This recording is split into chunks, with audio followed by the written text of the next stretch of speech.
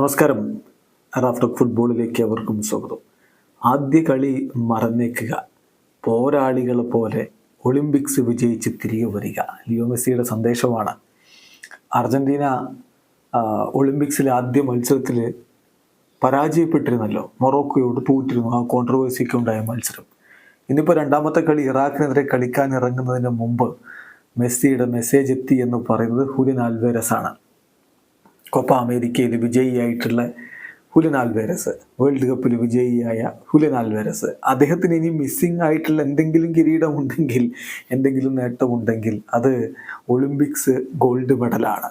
So Julian Alvarez തുറന്നു പറയുന്നു, Messi ഞങ്ങൾക്കൊരു മെസ്സേജ് അയച്ചു, ഞങ്ങൾ എൻകറേജ് ചെയ്തുകൊണ്ട് മെസ്സേജ് അയച്ചു. എന്നിട്ട് അദ്ദേഹം അതിൽ പറഞ്ഞത്, കഴിഞ്ഞ മത്സരം നിങ്ങൾ മറന്നേക്കുക, അടുത്ത മത്സരത്തിൽ നിങ്ങൾ ഫോക്കസ് ചെയ്യുക, ഞങ്ങളോട് ചാമ്പ്യൻസ് ആയിട്ട് മടങ്ങി വരാൻ, ഒളിമ്പിക്സ് നേടി മടങ്ങി വരാനാണ് പറഞ്ഞത്.